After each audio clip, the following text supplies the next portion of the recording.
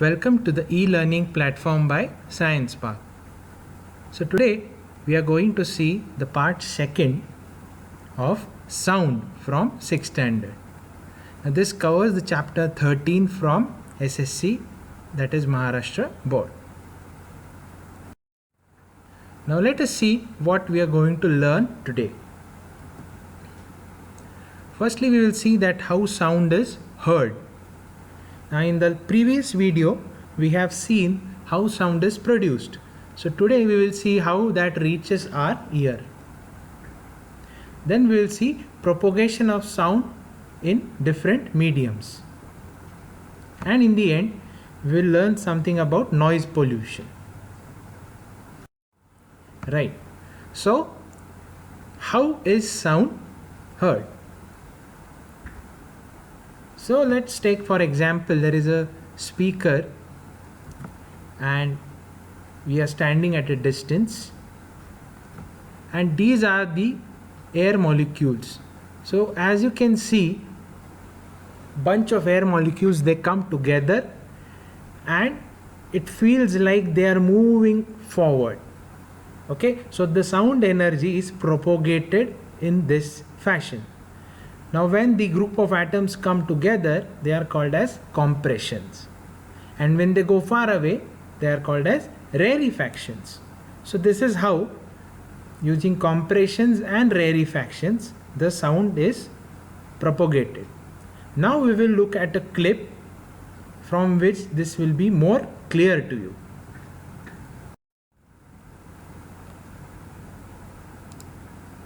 So we have a spring here. So you can see a part of spring is compressed and that compressed part is going ahead.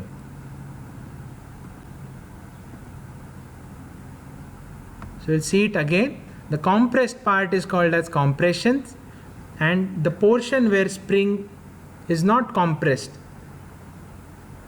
that means the adjacent circles are far away from each other, they are called as rarefactions. So this is how exactly sound is propagated. Now we will see the propagation of sound in different mediums. So firstly, we will see how sound is propagated through solids. So here we have a table, a wooden table which is solid,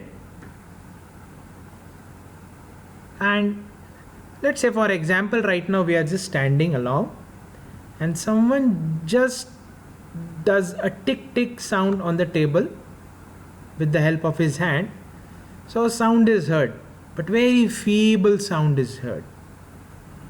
But now if you touch your ears on the table and if you make the similar tick tick sound, this time you'll observe that the sound you heard is more than the previous one. Now why this happens? In the previous case, sound was traveling through air, but in the second case, sound is traveling through a solid. So this means that sound propagates faster through solids. Now we will see how sound is propagated through liquids.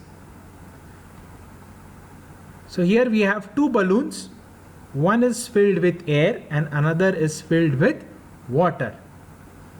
Now what we have to do is bring one balloon near our ear. So first we will bring the balloon which is filled with air and we will touch that to our ears. And with the help of our hand, we will just scratch the balloon from the other side. So you will hear some sound of scratching. Now replace that balloon which is filled with air with balloon which is filled with water, and then touch that balloon to your ears, and similarly scratch it with the help of your hand. At this time you will observe that the intensity of sound is increased in the similar way which we saw earlier. So this means that sound propagates faster in liquids than through air. right? So now if we have to compare the propagation or the speeds of sound in different medium, so let's say in solid it travels fastest, then in liquid it travels through a less speed than solid, and in gases it is the lowest. So from this we can deduce that if the medium is more denser, sound propagates faster, and less dense the medium is, speed is also less. Now this is because solid is more dense. This means that the small particles in solid are very close to each other, so they can pass on the energy to the next or to the adjacent particles quickly. In liquids the particles are a bit far away than solids, and they can move here and there. That is the reason sound can travel at a low speed than solids in liquid. And in the gas, particles, the small particles are very far away from each other. That is why sound, the speed of sound is the least in gases. Right. So now that we have learned about how sound is produced and how we can hear the sound, now we will learn something about noise pollution. You must have heard that word before. So let us see the causes of noise pollution. So the major cause of noise pollution is industrialization.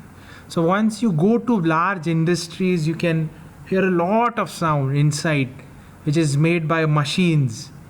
So it feels like, oh, where am I? This is a lot of sound. It causes a lot of irritation to us. Second cause is vehicles.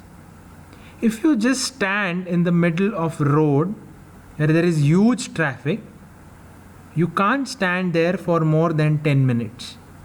It is due to the loud sounds which the vehicles makes. Huge public gatherings.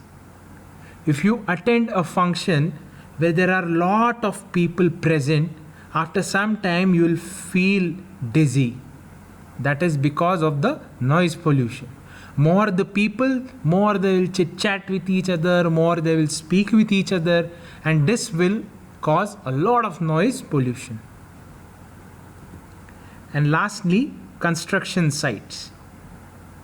So similar to industries, if you go to construction sites, there are a lot of machines being used there.